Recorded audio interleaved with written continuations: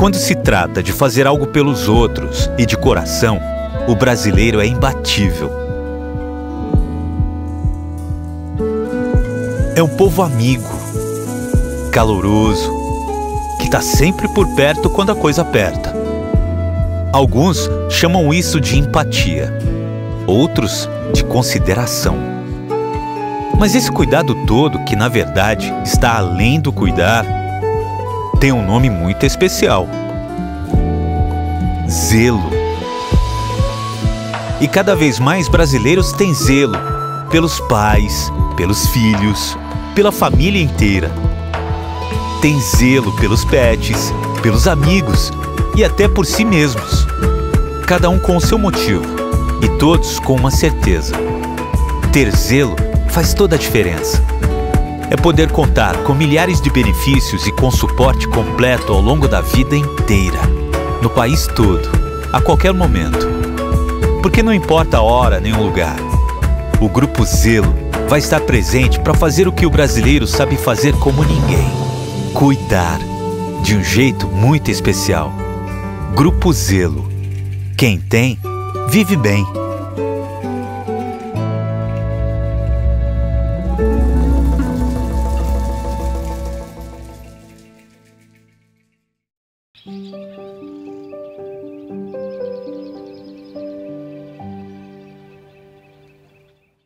Ei, pessoal, sejam mais uma vez muito bem-vindos ao podcast do Grupo Coach, esse podcast que a gente faz com tanto carinho, com tanto empenho, levando informação de um mundo silencioso, silenciado, mas que a gente precisa falar e a gente precisa estar aqui dando voz para vocês. Toda vez que eu começo um programa, eu peço para vocês, além de nos assistirem, para vocês comentarem, para vocês compartilharem, se inscreverem no nosso canal.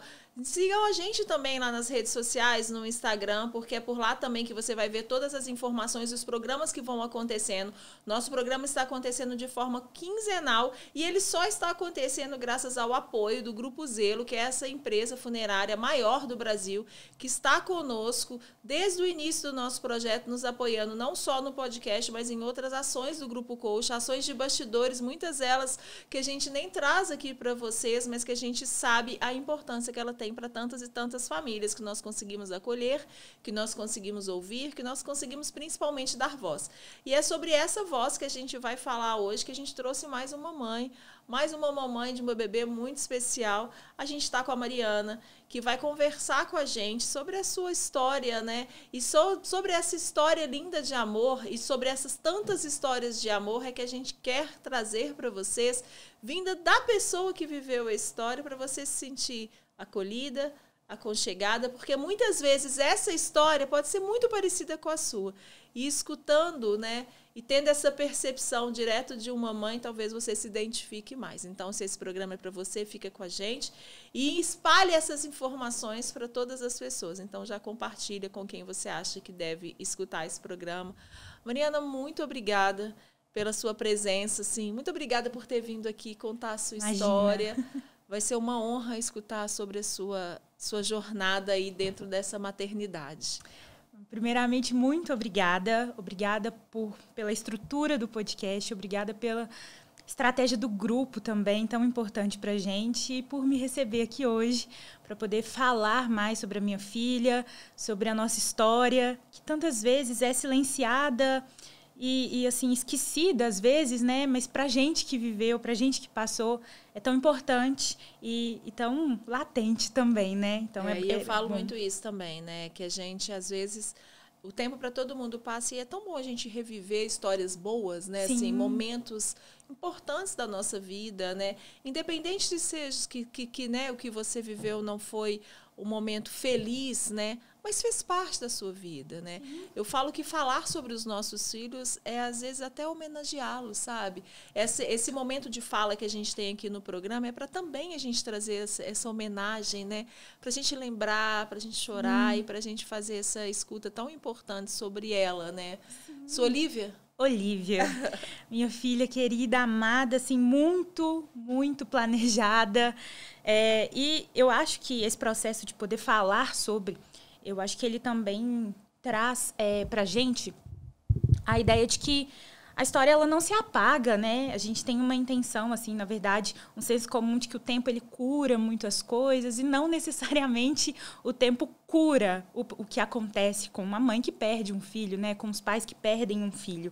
Mas eu acho que o tempo faz com que a gente consiga ter uma maior clareza sobre a história que a gente quer contar.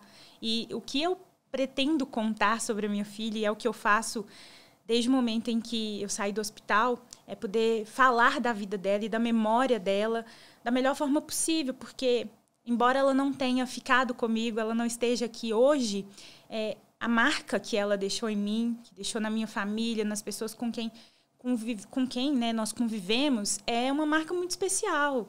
É um amor muito grande. E eu não acho que ele deva ser esquecido, que ele deva ser só panos quentes, sabe? E deixado de lado. Eu acho que falar sobre traz à tona todo o amor, todo o carinho que a gente teve naquele momento, durante a gestação, e que a gente segue tendo. Não é esquecido, né? Não tem como. Que importante essa fala sua, sabe? Sobre a relação do tempo, sobre a relação da fala, sabe? Em relação à fala.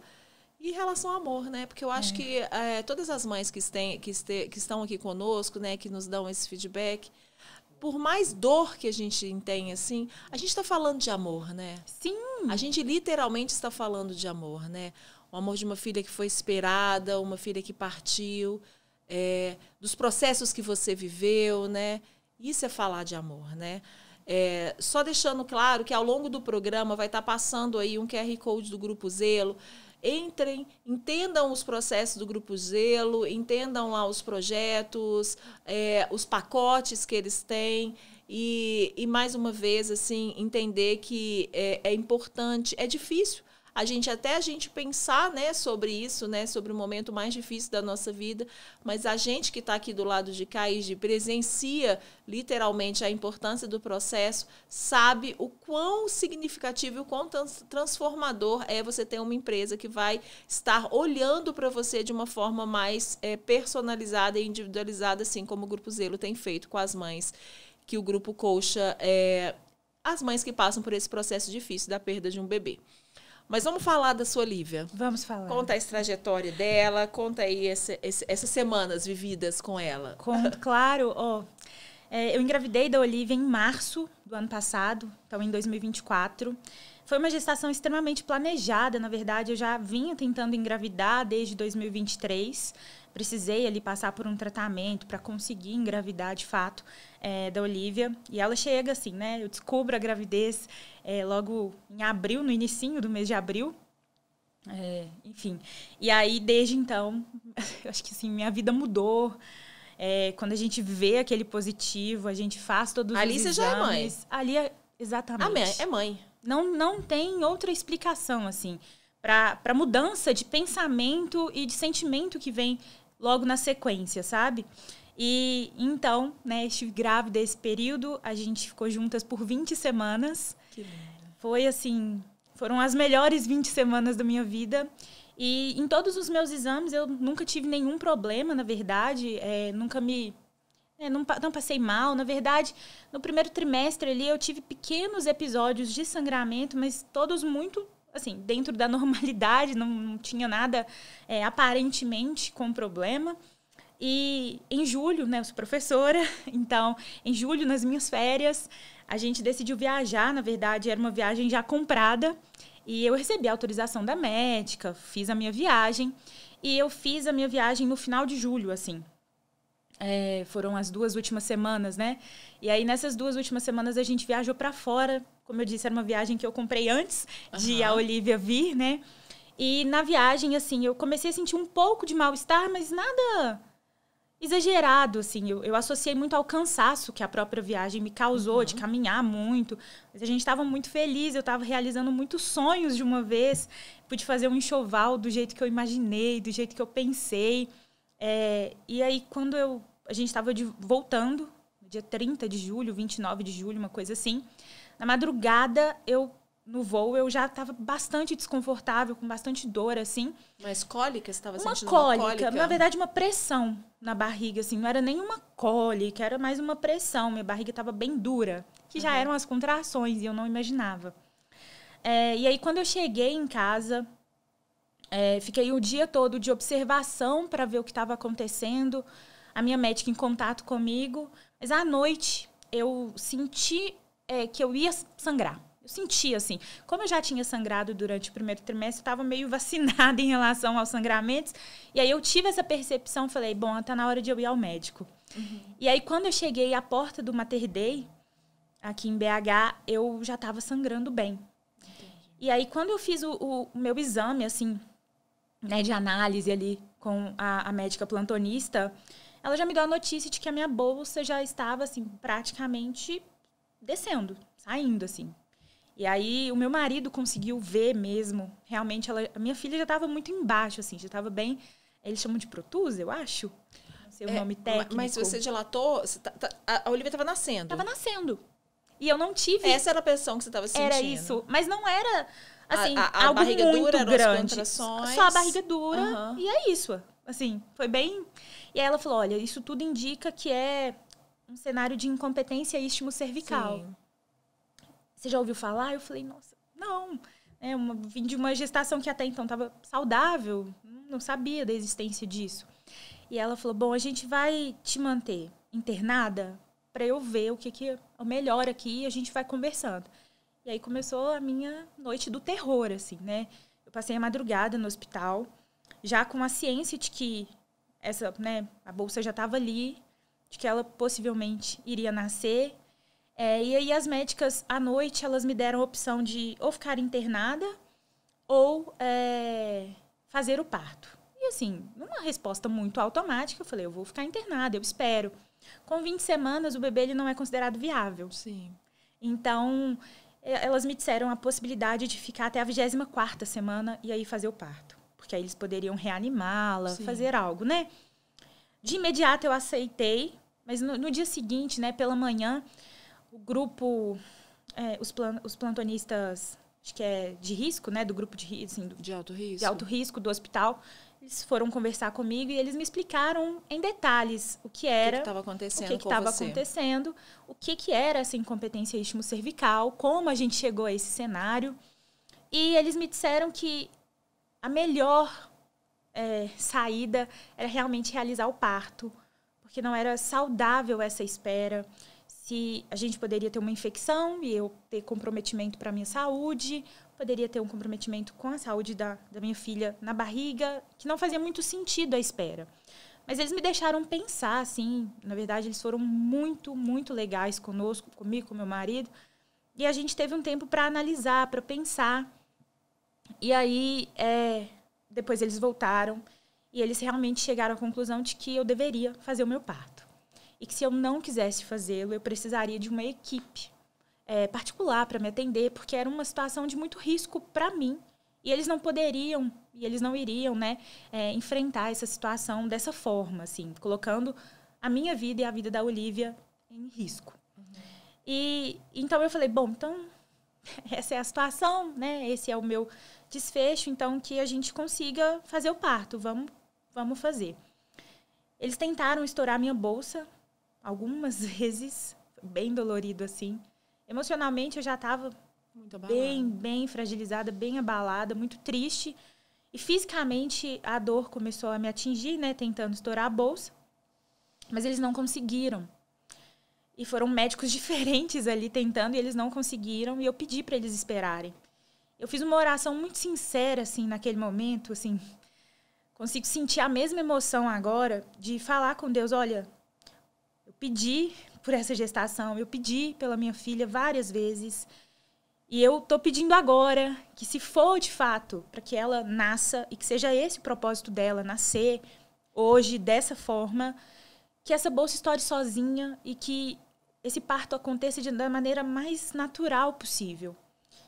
E foi essa minha oração, assim, de muita dor também, porque eu sei de onde vem essa força, né, vem do Senhor, mas naquele momento eu não estava conseguindo nem pensar muito bem, eu só fiz essa oração. E aí 1 hora depois a minha bolsa estourou sozinha. Nossa. Sozinha. E eu entendi. Uhum. Eu entendi que era esse o meu destino e era esse o propósito da Olivia, sabe? E a minha bolsa estourou e eu entrei em trabalho de parto posteriormente. Eu até pedi para que depois, né, ele fosse induzido. Naquele momento, com 20 semanas, eu estava começando a sentir pequenas movimentações, né, ela mexendo. E eu lembro de sentir, assim, nitidamente, a última vez que ela mexeu na minha barriga. E os médicos me falaram que, ó, bom, ela tem chance de nascer com vida, de nascer sem vida. E se ela nasce com vida, a gente não pode tocar, a gente não pode reanimar. E aí foi um outro momento de oração em que eu falei, Senhor, se eu faço o que for melhor para nós duas aqui, para o meu marido também. E aí, quando eu fiz as induções, né, eles fizeram por comprimido. Foi. E ela nasceu na madrugada, exatamente no dia em que eu completava 20 semanas. Você teve muitas contrações? Foi muito dolorido o trabalho de parto? Foi dolorido por um curto período, assim, porque eles deixaram anestesia à disposição, então eu senti muita dor, mas tomei anestesia.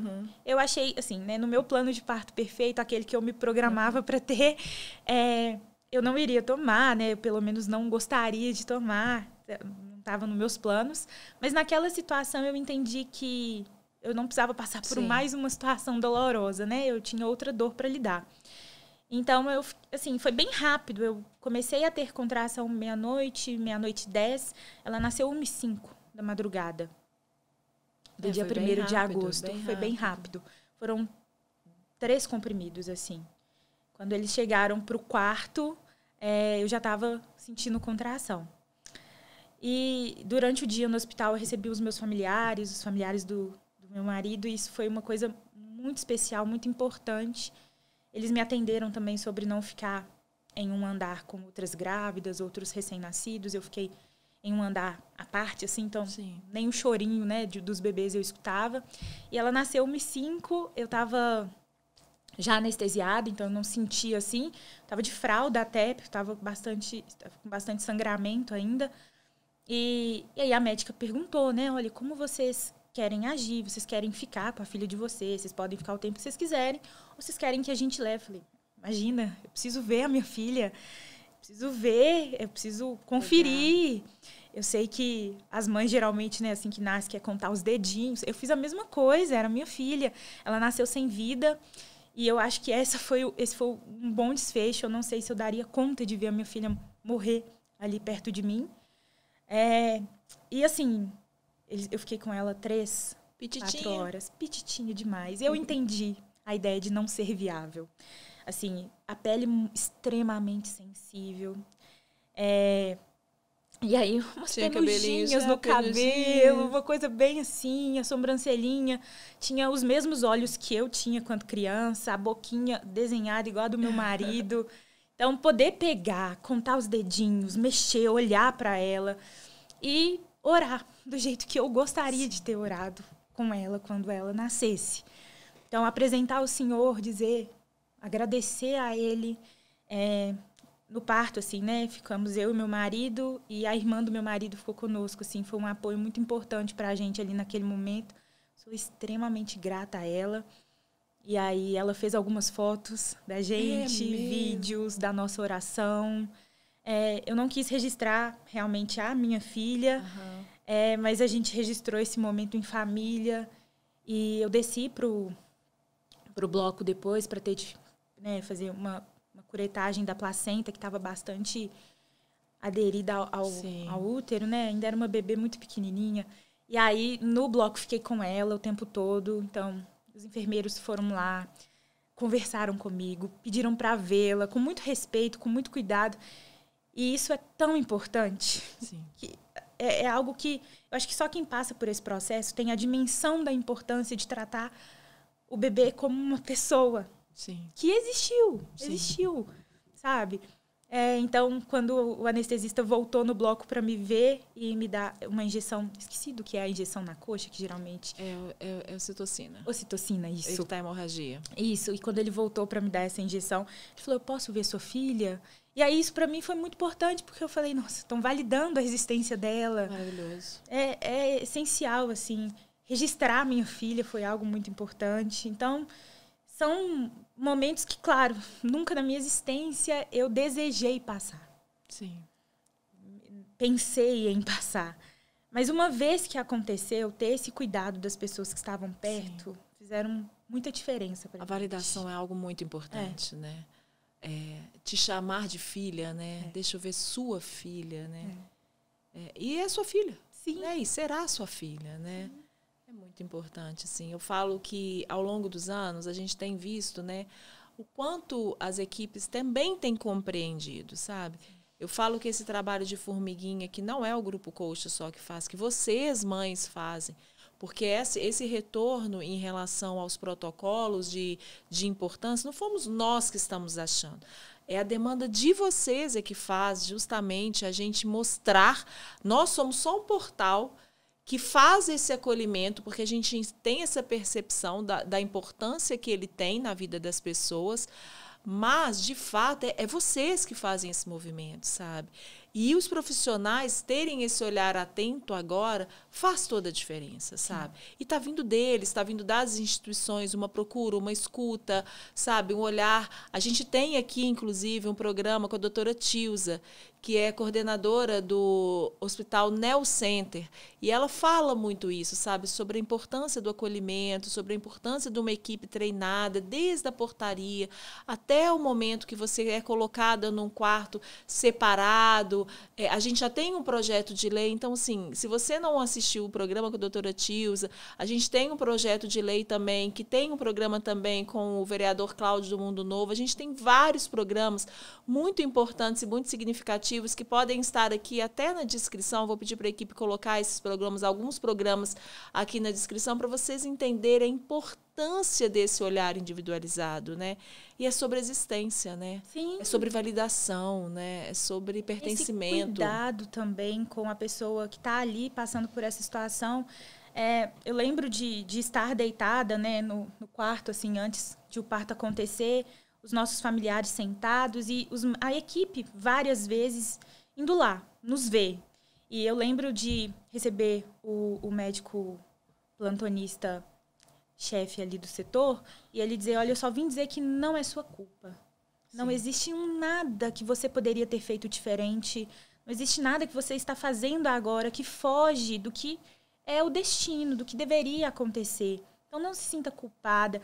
E isso é muito importante, porque depois, né, em que a gente vai pesquisar mais sobre os assuntos, ver mais mães que passaram por essa situação, a gente tem 2 caminhos que são muito comuns, que é o da culpa extrema e que corrói a gente. Sim. E eu sei que existe uma culpa materna quando os filhos também estão aqui e ela não larga a gente.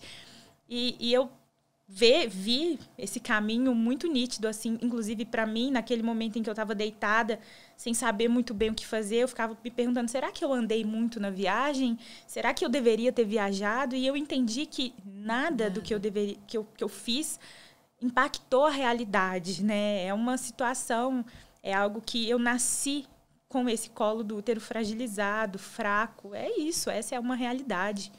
Então, não há nada que eu poderia ter feito. E um outro caminho muito comum também é de a gente questionar por que isso aconteceu conosco, né? E isso nos leva a uma tristeza muito profunda e muito perigosa também.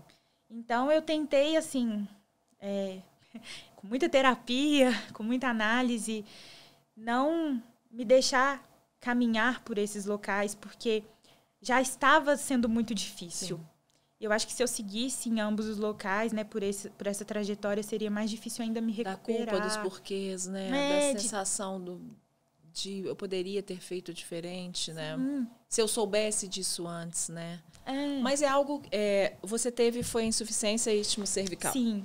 Que eu não sou da área de saúde, eu trabalho muito com as equipes, né? Estou em um acolhimento, que é literalmente o colo do útero e não consegue segurar, né, o bebê. O bebê, à medida que ele vai crescendo e pesando, ele vai descendo e é justamente essa protusão, né, que ela já estava protusa, que o bebê vai saindo, né? O colo se abre, assim. O colo se abre, para vocês entenderem um pouquinho. A gente pode, inclusive, chamar uma profissional de saúde para falar sobre isso, porque não é uma coisa muito isolada, né? Eu não sei se você chegou a conversar no grupo, se tem outras mães que passaram pela mesma situação. É até bem comum de acontecer, né?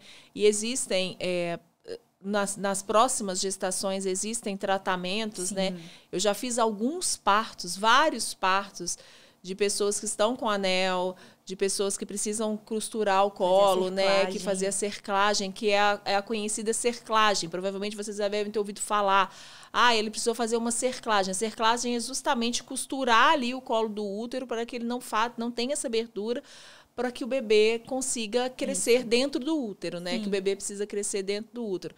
E essa questão da infecção, a gente teve um programa aqui também com a Débora Cury, que teve exatamente o que você teve, sabe? Essa insuficiência que o bebê dela também nasceu. E foi falado exatamente a mesma coisa com ela. Falou assim, olha, quando o bebê nasce, assim, quando ele já está ali, seu colo está aberto, a chance de você pegar uma infecção é muito grande. A chance de você perder seu útero é muito grande, sabe? De acontecer alguma coisa com você é muito grande. Então, a gente também tem que pensar nessa mãe, sabe? Eles pensarem em você. E é isso que você falou, assim.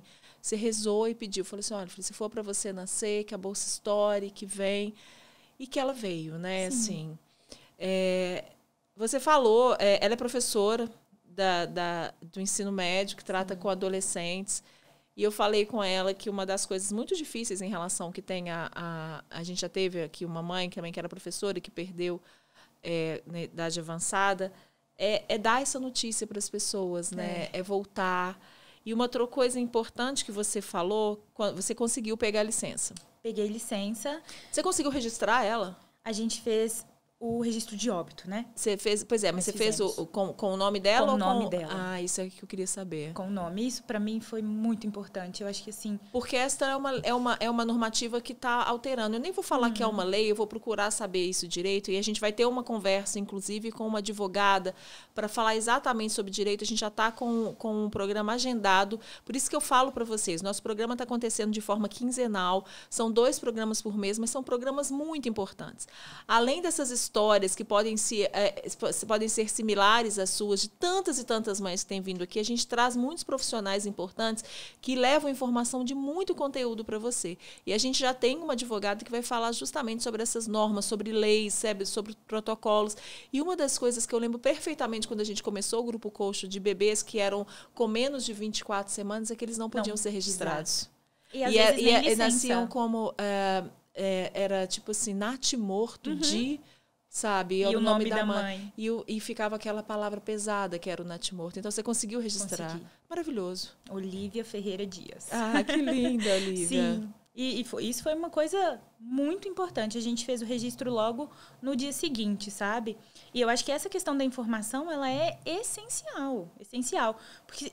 no momento, a gente já está assim, sofrendo com tantas coisas e muitas vezes nos escapa as informações, nos escapam, né? E ter ali um parceiro, alguém informado para garantia dos nossos direitos também, né? Então, assim, quando eu cheguei ao hospital e eu pedi para não ficar num quarto separado, eu sei que isso não é institucionalizado, né? Que não existe uma normativa para isso.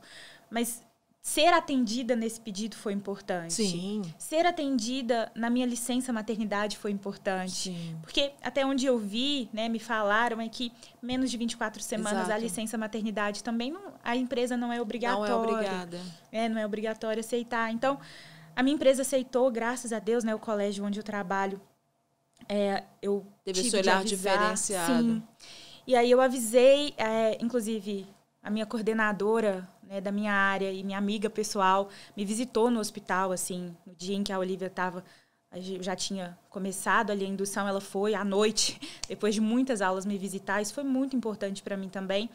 E eles me deram um total apoio nesse sentido. Eu pude ficar em casa, então eu fiquei os 4 meses de licença. E eles acabaram emendando ali o finalzinho do ano também. Então, no total, eu fiquei por 6 meses em casa. E esse período, ele é essencial. A gente falou até nisso, né, assim, no início do programa. Eu falei assim, que bom que você viveu isso, sabe? Porque a gente tende muito a querer acelerar os processos. Sim. Isso a gente fala sempre aqui nos programas, sabe? Ai, vamos voltar a trabalhar, vamos voltar à vida, a vida tem que seguir.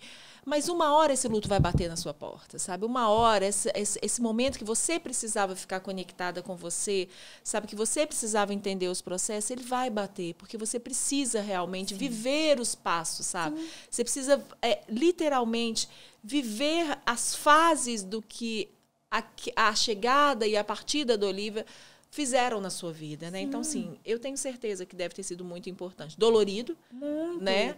Principalmente porque você convive com o público, então você fala e você tem ali... Você ocupa a sua mente. Sim, o tempo todo eu tô falando com o outro, né? Mas, ao mesmo tempo, o silêncio também te transforma, né? Te conecta, te faz entender os processos e esses processos precisam ser vividos, né? Sim, eu precisei falar comigo mesma durante esse tempo. Eu tive um episódio no hospital, ainda estava ali de fralda, quer dizer, acho que nesse momento eu não estava de fralda, mas fui ao banheiro, estava com muita ânsia de vômito, assim, e eu tive uma perda de sangue muito significativa no banheiro. E ali parece que a minha ficha caiu do que estava acontecendo, que eu estava perdendo a minha filha. E eu me permiti, assim, chorar muito alto, questionar tudo, porque eu precisava, naquele momento, expor a minha dor. Claro. E durante a minha licença, por várias vezes, eu voltei a esse mesmo lugar. Quando eu tive o meu ciclo, quando ele voltou, né? Então, eu tive a minha primeira menstruação pós-parto. Eu chorei como eu chorei no hospital, porque ver aquele sangue foi muito difícil para mim. Até hoje eu tenho uma sensibilidade maior com sangue por causa desse episódio no banheiro. Mas eu sei que o que eu precisava chorar, questionar, gritar, eu fiz ali naquele hospital, fiz na minha casa e faço todas as vezes que eu ainda preciso. Porque o luto não é linear, né? Não é uma linha reta.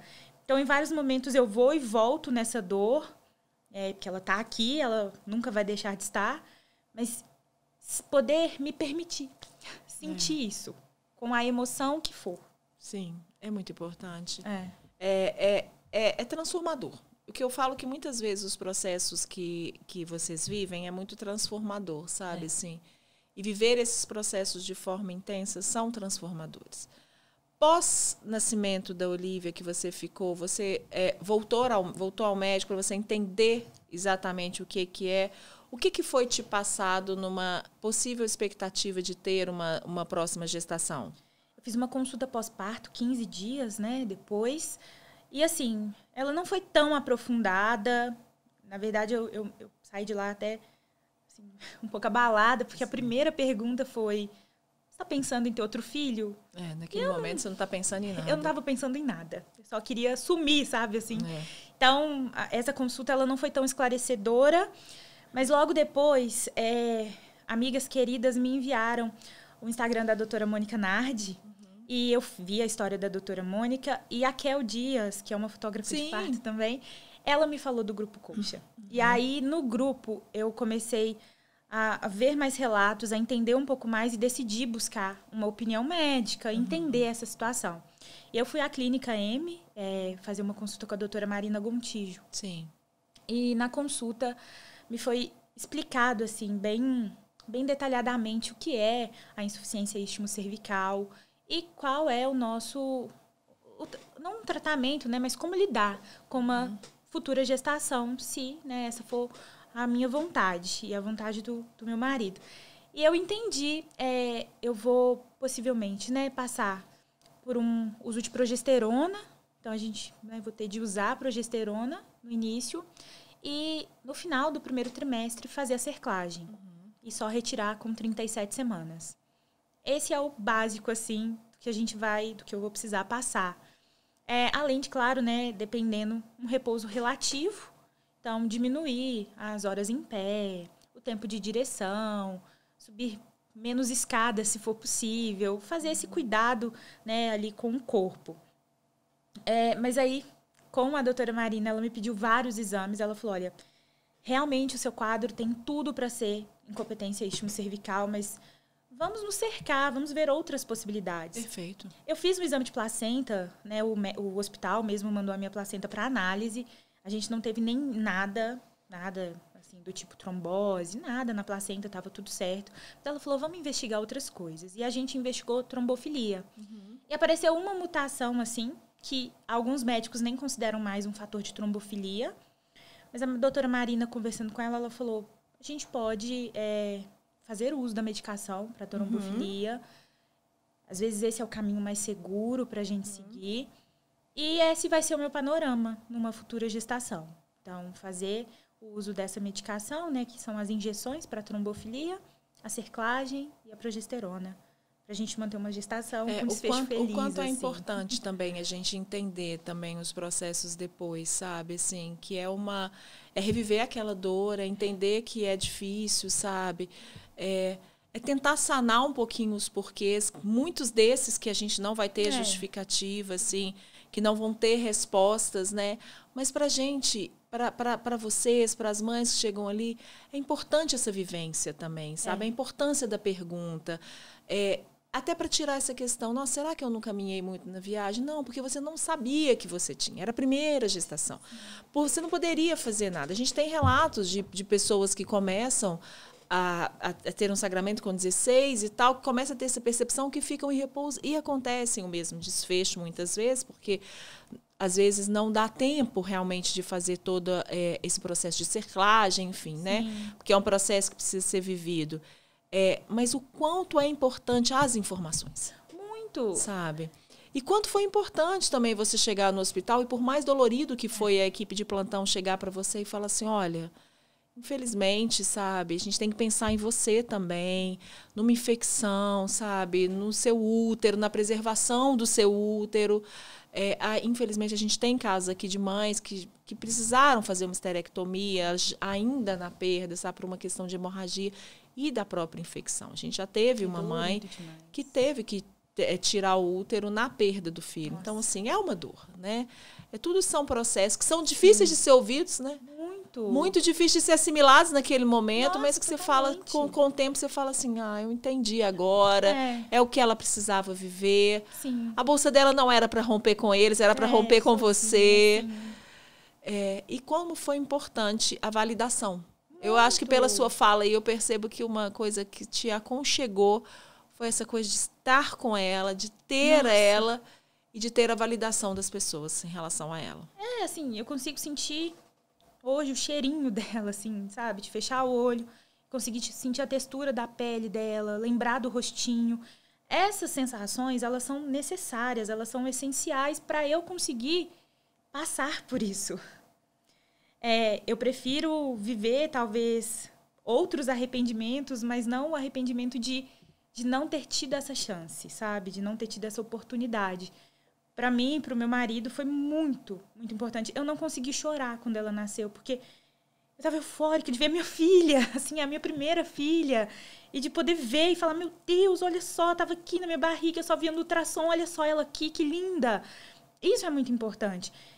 Eu sei que existe todo um cenário de muita dor por trás, mas ter esse momento foi o paz, que... não é? Foi uma paz. Paz. Foi. Eu falo isso. Um momento de suspensão. Isso. Eu falo, é um silêncio, né? É um silêncio da falta do choro, né? Da expectativa. Uma coisa muda, mas é uma paz, porque sua filha está no seu colo. Exatamente. Né? É um momento de suspensão da realidade ali. Te conectou, te cheirou, você cheirou sua filha, assim, você se cheirou, você tem aquele cheiro, aquela sensação do amor mesmo, né? É o cheiro do amor, né? Eu acho que concretizou o que estava na minha cabeça, assim. O que eu passei 20 semanas projetando, o que eu passei a minha vida esperando. Você falou que você viajou, que você foi fazer um enxoval? Fui. Então você trouxe um enxoval dela?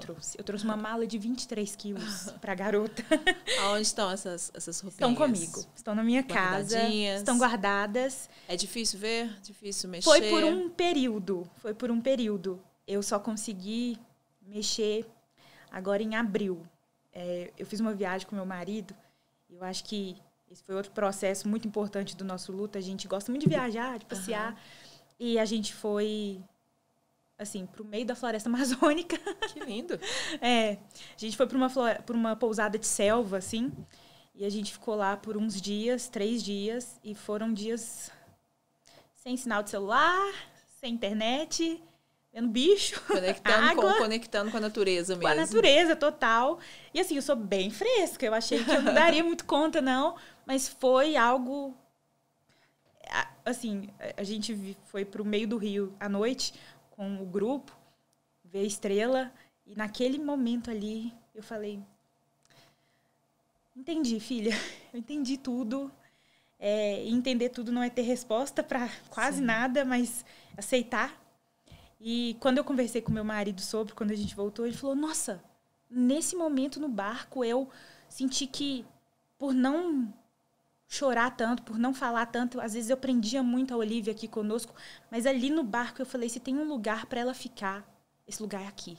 Filha, você tá livre, filha, para você viver, para você passear, de onde quer que você esteja. E a gente voltou muito leve dessa viagem. E aí, quando a gente voltou, a gente falou, vamos abrir a mala. E aí a gente abriu e eu lembrei de... Porque assim, né? Minha primeira filha, muito esperada. Então, a gente viu, assim, cada meinha que a gente falou, ai, olha essa meinha na loja. E a gente pôde recapitular esse sentimento gostoso, sabe? Então, não foi com dor. Foi com amor. Foi com muito amor, muito. Mas não foi fácil, não é fácil. Não, nunca vai ser. Assim, uma das coisas importantes que você falou aqui nos bastidores foi que quando você voltou, né? Você falou que você teve esse tempo de descanso. Não de descanso, né? De conexão, né? E descanso também da mente, do corpo. Você foi muito acolhida pelos adolescentes, né? Que você é professora do ensino médio. Sim. E às vezes até mais, né? Do que o adulto que tinha essa percepção maior. Conta um pouquinho pra gente sobre isso. Nossa, assim, me faltam muitas palavras às vezes quando eu penso nesse momento, porque durante essas 20 semanas em que eu estive com a Olivia, eles viveram isso comigo, né? Assim, semanalmente eu vejo muitos adolescentes, muitos, centenas. E eles são muito queridos, assim. Eles foram extremamente importantes no período da gestação. Então, senhora, deixa eu levar sua bolsa. Deram muitos presentes para a Olivia. E aí eu gravava centenas de vídeos com eles, grávida. E o que aconteceu foi que eles me viram a última vez nos nossos jogos, que acontecem em julho, grávida. E eu sumi. E aí eles só viram um post, né, no Instagram, que inclusive fiz também muito por conta deles, para eles entenderem, saberem o que aconteceu. E quando eu voltei, nossa, foi muito amor assim, que eu recebi, a minha família. O meu irmão também é professor, nós trabalhamos no mesmo colégio, né, na mesma rede, e eles acolheram muito o meu irmão. Que lindo. Meu irmão muito sério, muito na dele, mas os alunos se fizeram muito presentes. E eu voltei no colégio, assim, no final do ano, eu queria muito revê-los. Eu tinha turmas na terceira série, prontas para fazer o Enem. Né? E eu queria poder falar boa prova, igual eu sempre faço. Então, eu fui de surpresa na escola e eu que fui surpreendida, assim. As minhas coordenadoras prepararam com os alunos muitas surpresas, assim. O abraço, o carinho. E a primeira pergunta, assim, você tá bem? Como o Jonas tá, meu marido? E eu entendi que eles não estavam, assim, interessados no... O que aconteceu?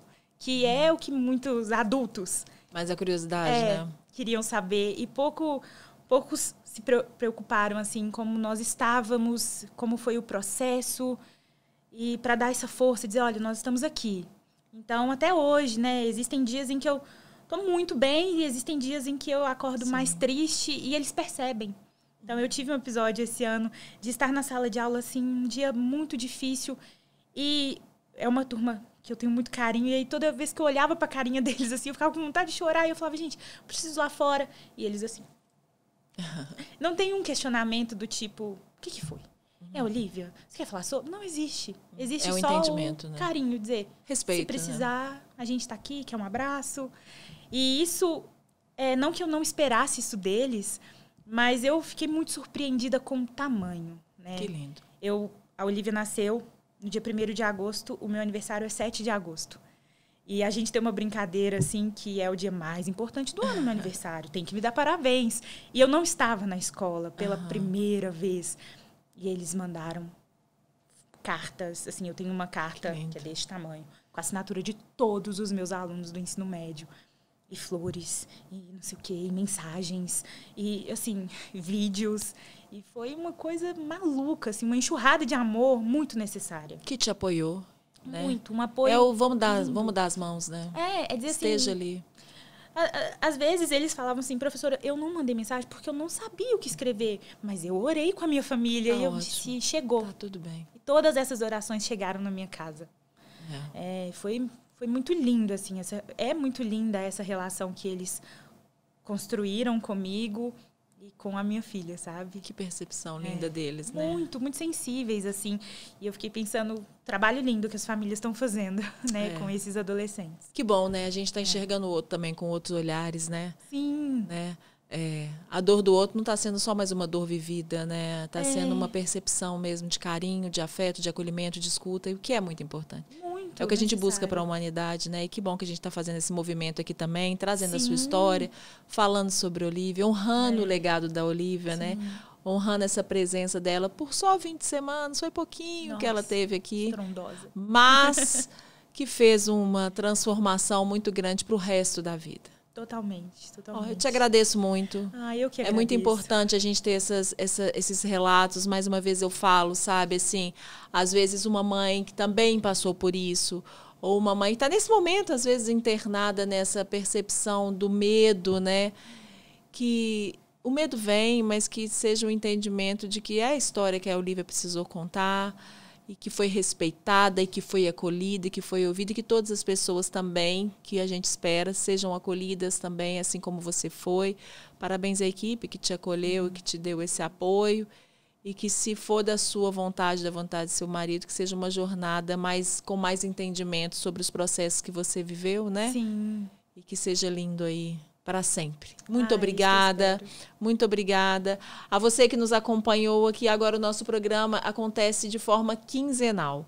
Então, uma semana nós temos programa, outra semana não. E a semana que nós não tivermos programa, você volte aí e maratone os tantos outros programas que a gente tem aí, porque são muitos programas informativos, muitos programas importantes com mães, com pais, com famílias, com profissionais da saúde, da psicologia, enfim, com várias pessoas que estiveram aqui, que falaram, que deram seu relato e trouxeram principalmente informação de muita qualidade que você precisa ouvir. Mais uma vez, muito obrigada ao Grupo Zelo por estar conosco. Na outra semana, daqui a 15 dias, sem ser a outra, nós voltaremos com mais programas inéditos. E mais uma vez, muito obrigada. Eu que agradeço. Muito obrigada por tudo. Obrigada. Te acompanho lá no grupo lá, vamos ficar atentas, umas apoiando as outras. Sempre, o grupo, ele é de transformação, assim, é muito importante. Muito obrigada pela oportunidade e pela iniciativa de poder ser canal para tantas vozes, assim. Isso é muito importante pra gente.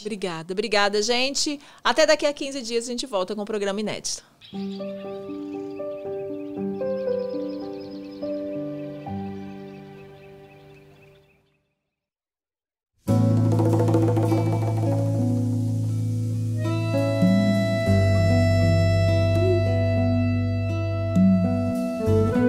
Quando se trata de fazer algo pelos outros e de coração, o brasileiro é imbatível. É um povo amigo, caloroso, que está sempre por perto quando a coisa aperta. Alguns chamam isso de empatia, outros de consideração. Mas esse cuidado todo, que na verdade está além do cuidar, tem um nome muito especial: zelo. E cada vez mais brasileiros têm zelo pelos pais, pelos filhos, pela família inteira. Tem zelo pelos pets, pelos amigos e até por si mesmos. Cada um com o seu motivo e todos com uma certeza: ter zelo faz toda a diferença. É poder contar com milhares de benefícios e com suporte completo ao longo da vida inteira, no país todo, a qualquer momento. Porque não importa a hora nem o lugar, o Grupo Zelo vai estar presente para fazer o que o brasileiro sabe fazer como ninguém: cuidar, de um jeito muito especial. Grupo Zelo. Quem tem, vive bem.